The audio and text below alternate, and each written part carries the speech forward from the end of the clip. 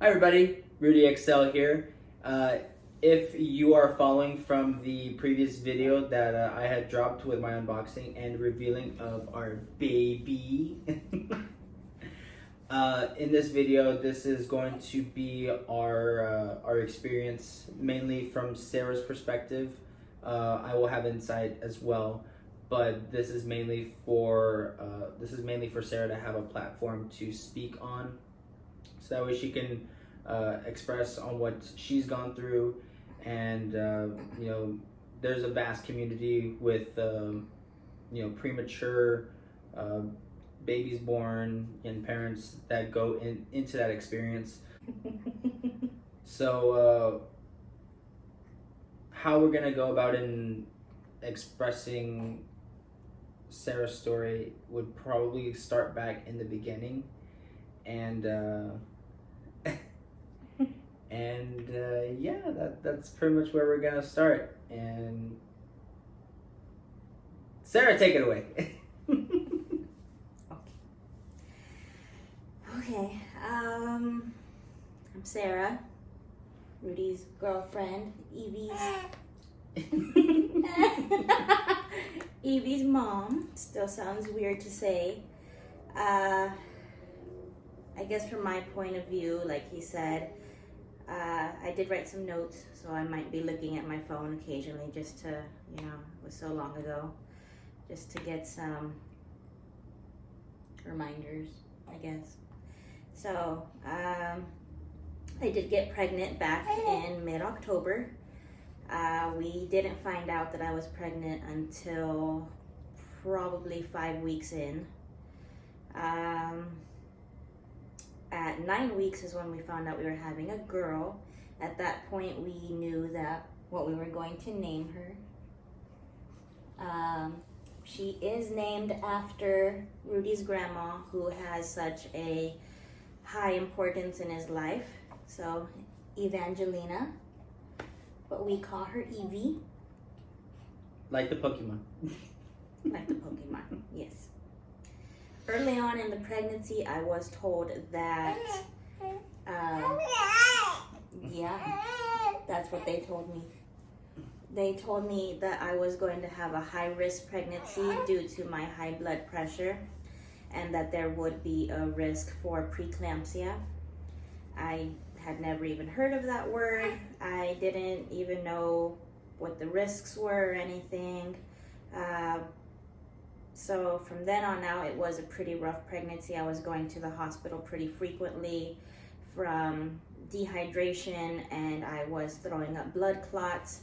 They did also tell me that I had GERD, which is basically just really bad acid reflux. I also found out I had gallstones, and I had an umbilical hernia as well. So being pregnant in a pandemic is a situation that I wouldn't really want to wish on even my worst enemy, because it is quite depressing and quite lonely. I mean, this is, supposed to be a happy experience. And this is something that I'm supposed to share with Rudy, because, we're supposed to go into these appointments together and hear her heartbeat together, look at her features that are developing together, but that wasn't a possibility. And it got to the point where I was getting quite depressed and very lonely, and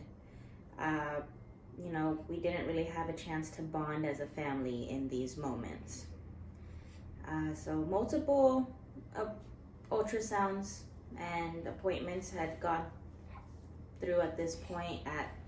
Fast forward a little bit, I am 28 weeks and 3 days pregnant. I go in for what I would assume is just a follow-up ultrasound. At this point, the nurses, and the doctors become very alarmed at how high my pressure is, and that it's not able to decrease no matter how many attempts they try. They did span it out every 15 minutes and it was not decreasing. Yeah? Is this about you, Mama?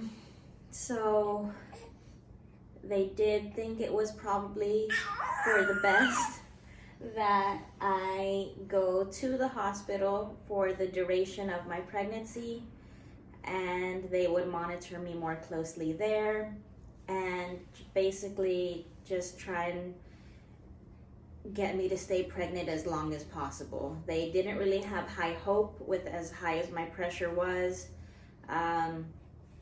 They said that they were going to hope for at least 32 weeks. At this point, I was 28 weeks, so that would have been at least another month that I would have had to stay in the hospital. The depressing part about another depressing part about being pregnant in a pandemic was that at the point of delivery, whether I would have been, early on in the pregnancy or had I gone full term, I would have still had to have chosen who I wanted in the delivery room. Had it been Rudy, which would have been more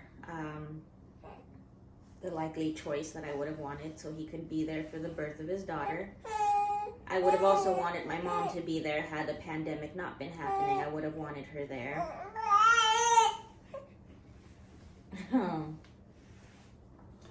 Granted, at that time, it was I would say it was about right at the point of actual quarantining, to where here in Texas, the governor had established, I think, a quarantine for everybody except essential workers, which fell into my category as an essential worker. So, on top of which, I was also working nights or overnights. So it was a challenge. It was definitely a difficult challenge, to say the least. Ultimately, I did have to pick my mom to be there in the delivery room. But at this point, we still didn't know that I was going to be delivering soon. Rudy obviously had to continue going to work, so he chose to continue going to work, and we went with my mom. After about 2 days of being monitored pretty closely, my pressure was going down pretty significantly, and we thought I was going to be discharged soon. I don't know what happened. They don't know what happened. I don't think anyone will ever be able to determine what happened that day or that night. But on April 18th, around 5 in the morning, they came in to monitor my vitals as per usual every 3 hours, nothing out of the ordinary with that. When they came in, my blood pressure had shot up to 210 over 105. At that point, I should have been dead. They told me at that point that there was no other option but to deliver then. And I was not going to have the choice to deliver normally. I was going to have to deliver cesarean, which is also known as a C-section. And it was going to be an emergency C-section, obviously. So everything was pretty much a blur from then on out. The nurses did their very best to try to calm me down and say, this is how it has to be. I remember screaming and crying frantically, saying that she wasn't ready to come out yet, or that she was going to be very small. And I was not prepared to see her. I was told that if I did not agree to the circumstances of the C-section, that they would have either lost one of us or lost both of us. I was on the verge of having a seizure, and my blood was clotting up. The baby's the baby's heart rate had dropped to about 50 beats per minute. She was becoming very stressed in the womb, and there was a chance that she would have been not made it. So I did have the discussion with the doctors that if anything happened, I would rather them save her than save me. Luckily, that was not the case. And at 9:47 a.m. on April 18th, Miss Evangelina Hope Hinojosa was brought into this world at 2 pounds 1 ounce and 14 inches long. I did not get the chance to see her or hold her. Usually they do some kind of skin to skin bonding right within the first few moments of life, just to get be able to calm them down and such, but that was not the case. I was on very strong medications because of the circumstances, so in actuality I was not able to hold her or see her until these medications were completely out of my system, which ended up taking a full 48 hours. So because of these medications, I was not able to see her within the first 48 hours, but my mom did go and visit her, so that way she wasn't alone. That way she could at least feel that someone was there. I'm sure she recognized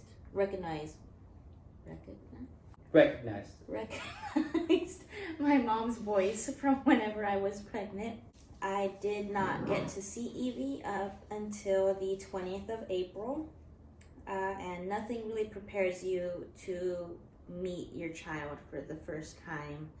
It's supposed to be one of the most happiest moments of your life, but for me it was really emotional because I knew that she was going to be small, but nothing prepared me for how small she actually was.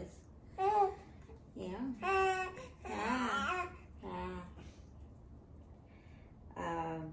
She had all these wires and monitors that were just beeping like crazy, and I almost wanted to run out of there if I could, if I wasn't attached to the wheelchair. And that was just the beginning of her NICU stay. They were very upfront with us to expect her to stay up until her due date approximately. Now, I do kind of want to set the tone here that she was born 12 weeks early, since I was 28 weeks at birth. So for them to tell us to expect her to stay up until her due date, we knew that 3 months doesn't seem like a long time, but to be in the hospital every day, it was daunting, to say the least, that it was going to be such a long journey. The heartbreak that I felt is pretty much unexplainable. I would believe that only NICU moms know the pain that I feel. NICU meaning neonatal intensive care unit, sorry.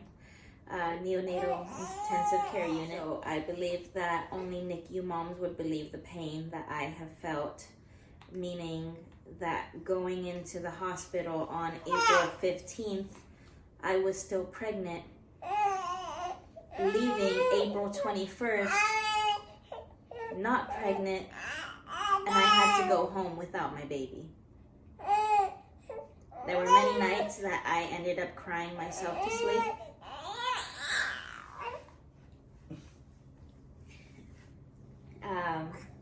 And they still needed me, obviously, to feed her, even though I wasn't able to be there with her by her side at all times. So the only option I had was to pump every 2 to 3 hours, like clockwork. You want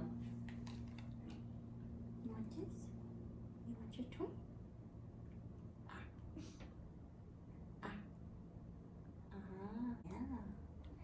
Yeah. So I was pumping every 2 to 3 hours, even at night. I remember waking up at 2 o'clock, 5 o'clock, 8 o'clock, just so I could go visit her around 11 o'clock. Those are what they called care times. I would visit her for as much as I could, as long as I could. Sometimes it would be every 3 hours or up to 3 hours a day. Sometimes it would go up to 12 hours a day, just depending on how I basically could bear the sight of all of those wires connected to her, because it was an extremely traumatic experience. It was quite exhausting seeing all the other babies go home. I know that probably they were born later gestationally than her, so their stay wasn't going to be as long as hers was. But it was just, you kind of have the thought of, when is it going to be our time? When do I get to take my baby home? When do I get to start the restless nights of waking up every hour on the hour, which I do not miss anymore now that I think about it. Okay, I do miss it. We ended up picking up on some new vocabulary there, such as bradycardia and nasal cannula and apnea, and learning the difference between her corrected age and her actual age, and how long it's going to take for her to catch up, essentially. Now, to give you, I guess, a better timeline of what it was like for her mainly and for us, I did have to wait 2 days to meet her, as I mentioned. I had to wait 5 days to be able to hold her for the very first time. I was extremely scared to hold her with all the wires. I didn't want to pull anything or detach anything or anything like that. She was so small. She fit inside my shirt. She fit inside my bra. We would do what's called kangaroo care, or skin-to-skin contact, which is basically just being able to hold her in between her feeds. Yeah. We had to sanitize our hands so much. Honestly, I felt like my hands would eventually fall off from how dry that soap made our hands. We did have to wear our masks all the time, which was not an option. We did also have to have these plastic coverings on our phone, so sometimes it made the pictures that we took come out extremely blurry.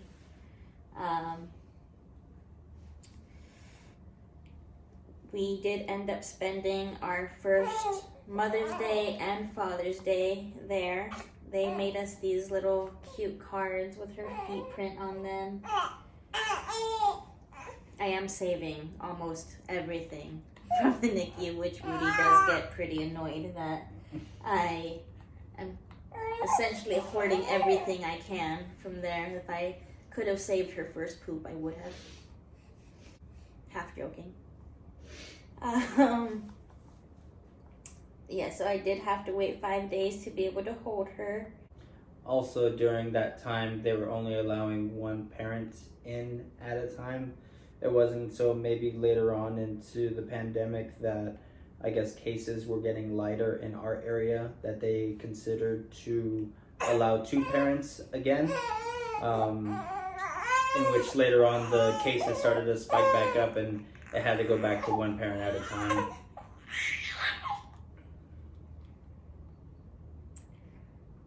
So I did spend, as I mentioned, my first Mother's Day there, which was kind of a bittersweet moment, because at that point she still had what's called a CPAP machine, which was essentially this huge thing that's helping her to breathe, and really the only thing that I saw was her eyes and her mouth. Yeah.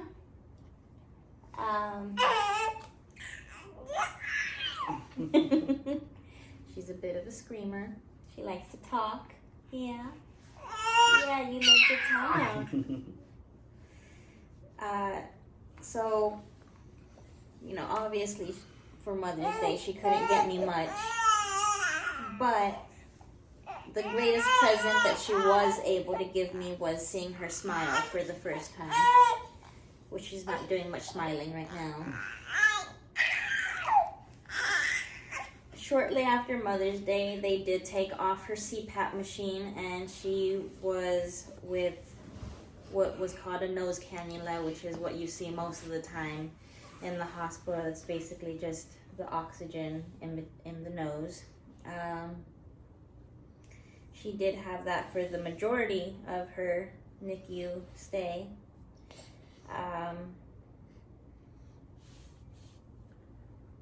She also had the feeding tube as well. At first it was in her mouth. It was in her mouth, and then they changed it to her nose. She continued to pull it a lot. And she would also rip the tape off of her face. It was pretty funny seeing how stubborn her personality was, even from so young.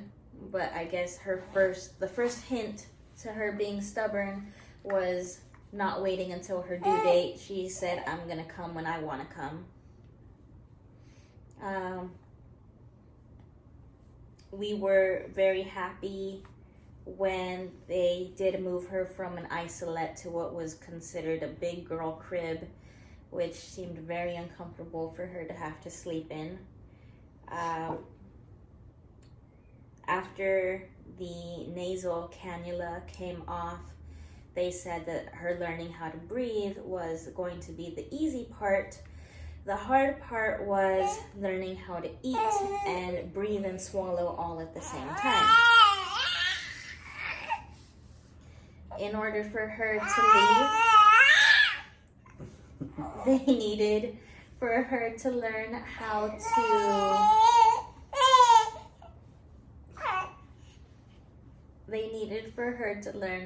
to eat 75% of her bottles consecutively for at least 48 hours. So day 59 of her stay,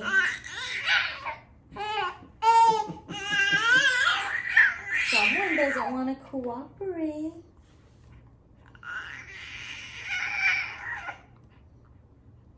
What is that? I just showed it to you 5 minutes ago. So day 59 of her stay, we did attempt her first bottle.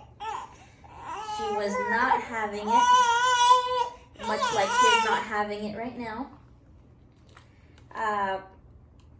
The journey was coming to an end soon.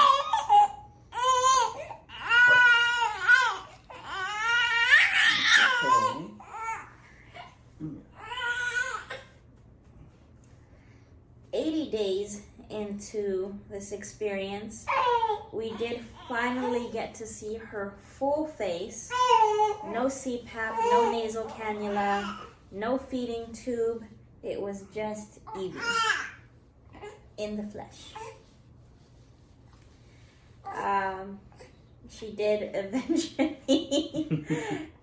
finish her 75% of her bottles, and at that point we did start the discharge process, which was a day that I thought wouldn't come soon enough.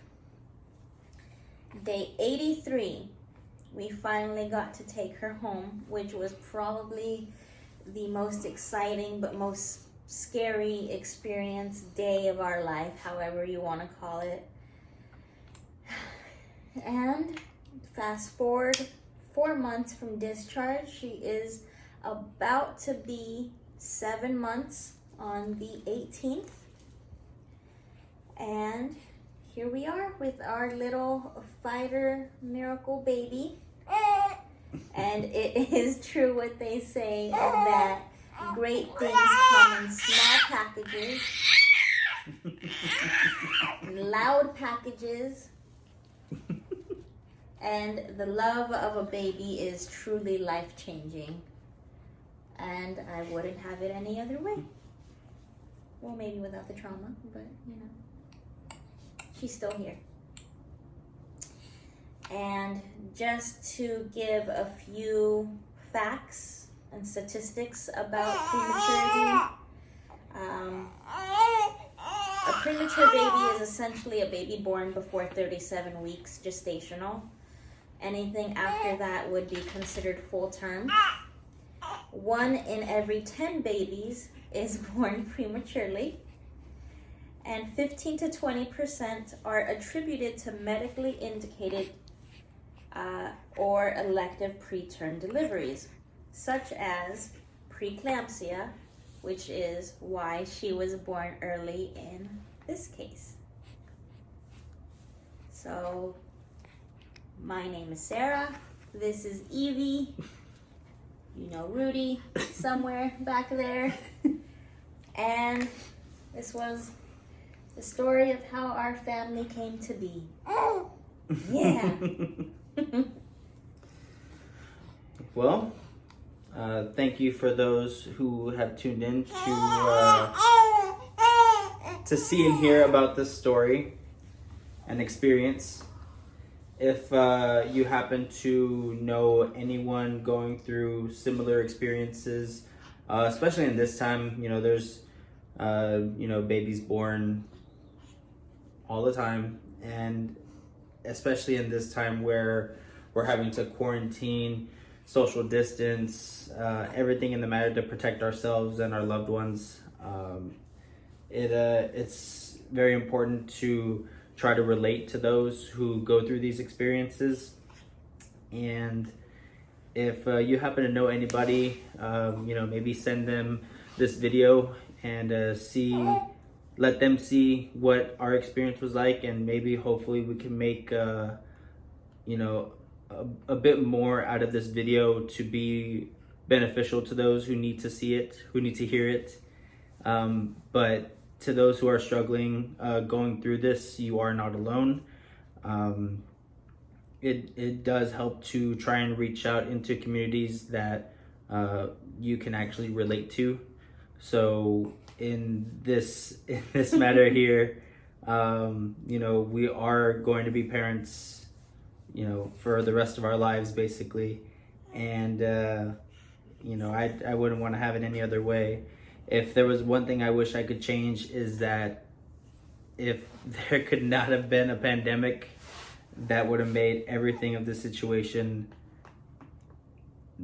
I would probably say, a lot less stressful.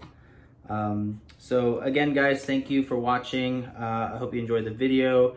And if you know anybody going through this sort of experience, you know, I would recommend that you share this to whom you want it to be seen by.